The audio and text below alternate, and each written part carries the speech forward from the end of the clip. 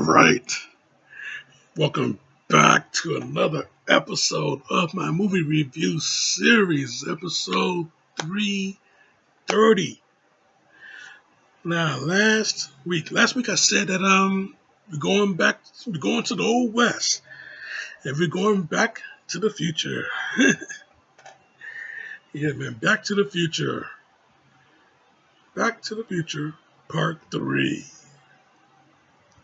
Yeah, man, 1990. This movie, six months after Back to the Future Part 2 came out. 6 months later, this movie filmed the sequels back to back.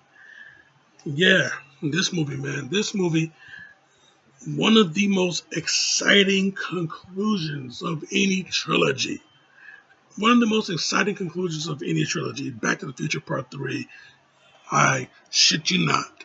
I tell you, man, yeah, this movie, yeah. Not only that, it's one of the most exciting conclusions of any trilogy ever, period. One of the most. I ain't say is the most, say one of the most. But yeah, not only that, but it crossed over into a whole other genre. You know, this movie has been science fiction all the way up. But now it's science fiction and a western. Because yeah, they went back to 1885. September 1885. So yeah, man, yeah, this is where we pick up, man. You know, after Doc send Marty Part 1 Marty back to 1985, you know, Part 2 Marty comes in, you know, tells Doc, you know, he's sending him back to the future. You know, he's back from the future. But yeah, great Scott. And Doc thinks. So yeah, man. Yeah, yeah, Doc, yeah, he learns that Marty has been you know, Marty, yeah, this Marty has been stranded. And yeah, he has to go back, but you know, yeah, he had to convince Doc that you know, how did he know about um the old Doc being in the past, stuck in the past in the old west. And Marty, yeah, he let him know. He sent him a letter. So yeah, Doc, he reads the letter. And yeah, he going to agree to help out Marty. Young Doc, he going to agree to help out Marty. So yeah, so yeah, you know they, so yeah when Marty, yeah, he finds out that Doc has been shot in a matter of $80 in 1885. So yeah, he's not going home just yet. As soon as that they get that DeLorean all fixed up, he's going to go back to the eight. He's gonna go back to 1885, and he's going to bring Doc home with him. So yeah, man. So yeah, things has completely switched up. This whole movie has switched everything up, and for the better too. I tell you, yeah, you know, yeah, we had a glimpse of the 1950s. You know, we had a glimpse of the future in 2015. You know, the future of 2015. We had a glimpse of that, and now we're gonna get a full-on experience of the Old West, 1885. Man, Hill Valley in 1885. You're going to get an experience, not a glimpse of it, but an experience of the Old West. And yeah, yeah, you know, yeah. The players that's in this movie, yeah, we got Michael J. Fox, Christopher Lloyd, entering Mary Steenburgen. We got Thomas F. Wilson and Leah Thompson, just to name a few. But yeah, man, this movie though, yeah, like I said, yeah, this delivered in so many in the aspect of giving us the most exciting conclusion of any trilogy.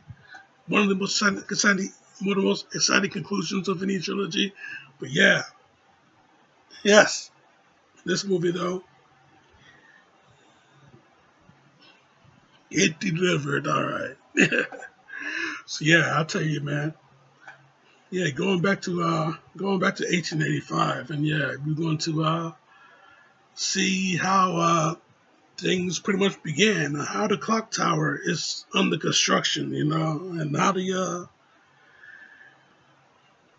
you know, how one of the bars that look very familiar, but very different at the same time. Yeah, yeah, and Marty has a run in with Buford Magdal Tannen, another Tannen, Buford Magdal Tannen, and Marty has a run in with that idiot. And I tell you, yeah, yeah, the apple don't fall pretty far from the tree with this guy. I mean, yeah, I guess you could say that, you know, yeah, he is nastier than the other Tannins, but he's not as smart as the other Tannins. But yeah, he's one nasty son of a bitch, though. I mean, this guy, he is bad. So yeah, well, Marty, yeah, he gets in the once he gets in the mix with him, you know, yeah, we get into the old chase, but the same chase that we've seen before, but only this time there's no skateboard, there's no hoverboard. Marty's running out on the street. Literally, he's running out into the street. No kids to grab up. No kids to grab, so he can use their hover, their use their skateboard or their hoverboard, nothing like that. Yeah, yeah, he's running, and Buford, he's on his horse chasing them. Yeah, so yeah, throw the lasso around, drags him back to the courthouse, the clock tower, drags him back there. Yeah, string him up. Yeah, it's about time to have a hanging. Yeah, so yeah, Marty, he's getting hanged, and that's where Doc come in with a nice little rifle he fashioned himself up with. I know it's a little customized rifle, you know, long scope and everything. Yeah, he fires at the rope and saves Marty. Yeah, so and now yeah. They get into the discussion of how Doc owes Buford Tannen $80. Yeah, so Buford, yeah, he let him know. Yeah, he better walk around.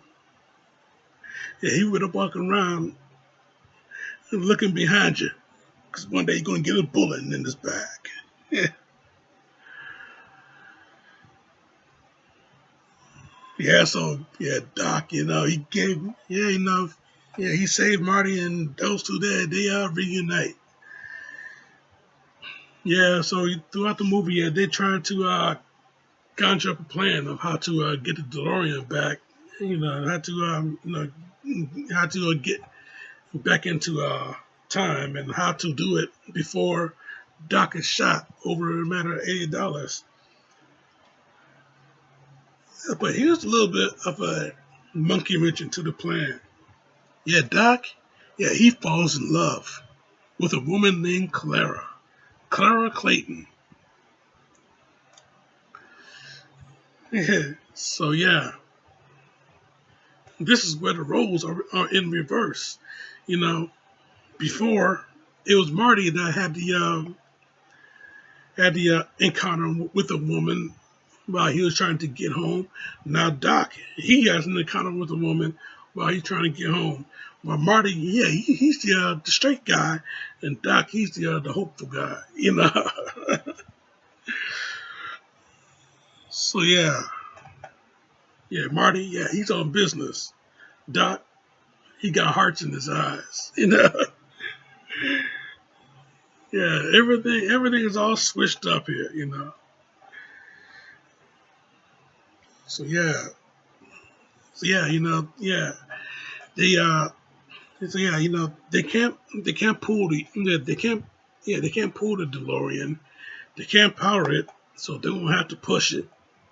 And the only way to do that is by using a train. The only thing is a train can get up to about 75. No, it can't hit 90. So later on in the movie when they made the when they made the attempt to go back into time, Doc got these specially made logs. Yeah, one is green, one is yellow, and one is red. Yeah, throw the throw the green one in, and he threw the yellow one in, and he threw the red one in. Each log makes the train. Each log once heated up makes the train go faster. And yeah, the red one it goes. It moves the fastest. So yeah, once they commandeer the train, yeah they yeah they're well they're on their way, but Clara, she's on her way to tell Doc that she loves him. So yeah, yeah uh sci-fi movie and a western, and it has nice little um love story, side subplot throughout the whole thing. I tell you, yeah, this movie is just amazing. It's just amazing. It's awesome. It is awesome all the way through. You know, yeah, we pretty much learned the history of Hill Valley. From back then throughout the entire movie. Really, we learned the history of Hill Valley. But yeah, this is where it all started, though, for the old town.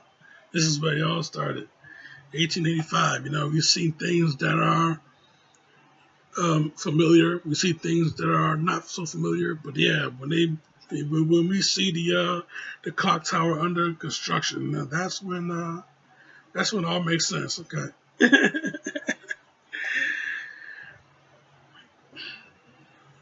So yeah, man, I tell you, yeah, yeah, Marty getting into it with Mad Dog Tannen, Buford Mad Dog Tannen.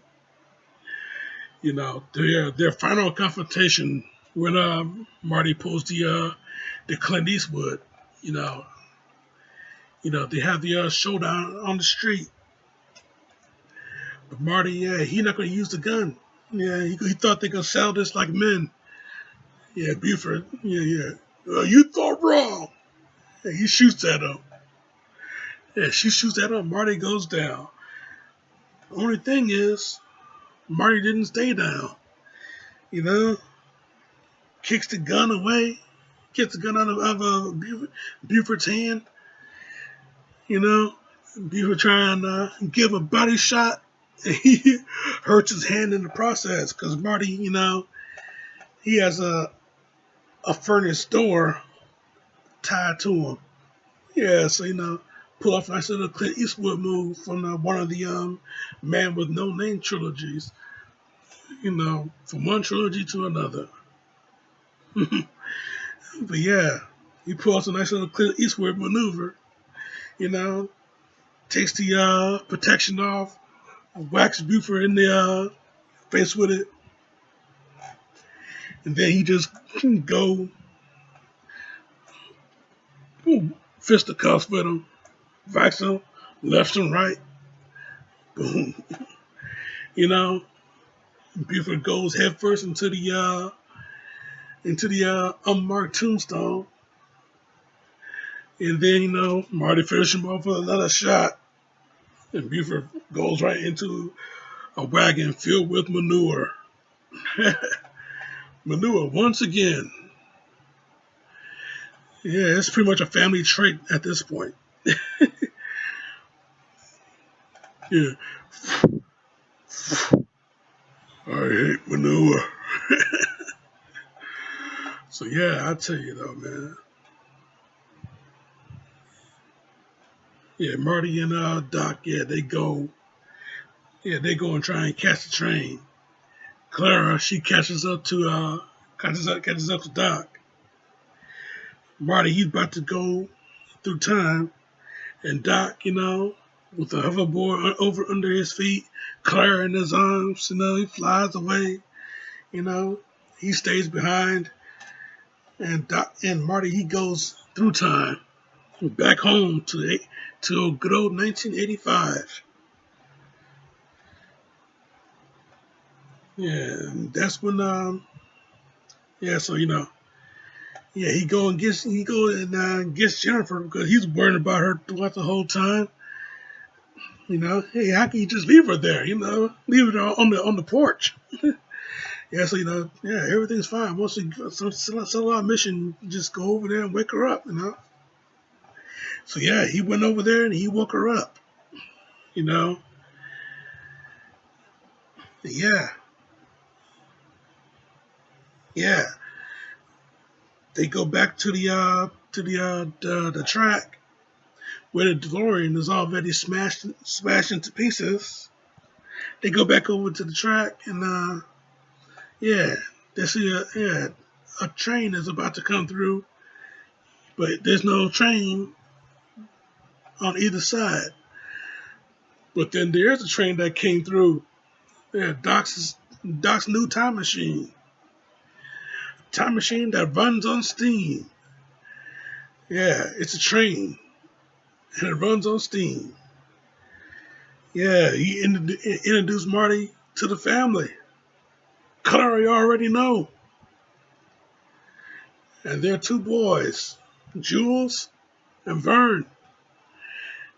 Yeah, he had to come back for Einstein, and he gave Marty a nice little souvenir. Yeah, a picture of he and Doc standing at the new clock for the clock tower at the time at the town fair. So yeah, that's the little commemoration of their friendship. Yeah, so Jennifer, yeah, she had some questions because she had this note that she had from the future, and now it's erased. Yeah, of course it is. Yeah, but she don't understand what that means. It means that your future has not been written yet. Your future is whatever it is that you make it. So make it a good one, both of you. And that is the message. That is the prime message throughout the whole movie, throughout the whole trilogy. Yeah, your future is whatever you make it. So make it a good one. Yeah, nah, Doc. Yeah, Doc, yeah. And he's off. Yeah, Marty asks him, yeah, where you going now? Back to the future? Nope, already been there. Yeah, not only that the new time machine is a train and it runs on steam, but it also flies. Yeah, we got a new time machine, but we're not going to see it in fully operational. Well, we do see it, but it's in the Back to the Future cartoon that came out after this movie have. The old Saturday morning cartoon. I remember that. I remember that back in the day. I used to watch that cartoon too. And after every episode, Biff would say something stupid, like say some type of joke that don't get over with the audience. Yeah, I remember that stuff, man. But yeah, I'll tell you though. Yeah, with the time machine, the new time machine, it takes off, goes around, and then flies right into the camera. Yeah, once again, yeah, the perfect ending to a movie that is called Back to the Future. And yeah, he hits you with the end. I tell you, man. Yeah, one of the best conclusions, one of the most exciting conclusions to this whole thing. And yeah, Yeah, we went everywhere with this whole thing, man. This entire trilogy, we went everywhere. Yeah, had a nice little glimpse of 1985, and then we went to the past in 1955, and then we went to the future in 2015, and then we had a little bit of trouble in an alternate 1885, an alternate 1985. Ooh, alternate 1885. Ugh, I don't want to think about that. We had a little trouble in the alternate 1985, so we had to go back to 1955 so we can fix that little situation. And then we went over to the Old West, 1985. Yeah, we had enough of this time travel business. Yeah, you're not going back to the future because you've already been there. This movie is 100% a straight up 5 out of 5.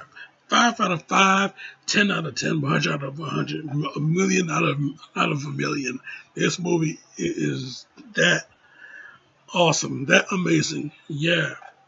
If you don't like these movies, these Back to the Future films, if you don't like the Back to the Future trilogy, then you do not like happiness. That's all there is to it, Jack. You know?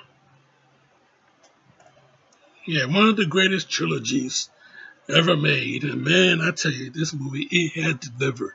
The entire trilogy has delivered. 1, 2, and 3. You know? 1985, 1990, the release dates. I tell you, a 6-month wait because they filmed their sequels back to back. And yeah, Alan Silvestri's score, especially with the Old West. Yeah, yeah. We had a nice little adventure in the Old West. This movie was just one huge adventure all the way through. One huge adventure all the way through. Yeah, the movie is 100% purely awesome. The movies is 100% purely awesome. That's my review, Jack, and I'm sticking to it. Now, next week, man. Next week, I'm stepping up the timetable. I wanted to do Prey on the first week of September, but god damn it, this movie is just so damn hot. Everybody's still talking about it. This movie is so goddamn hot. I had to step up the timetable and I switched it around. Yeah, Aliens is going to be in the first week of September, but Prey is next week. So you keep it locked right here for that. You listen to what I have to say on that movie. Check out my other shit right here. Subscribe to me right here. But in the meantime, in between time, Jack, this show is all.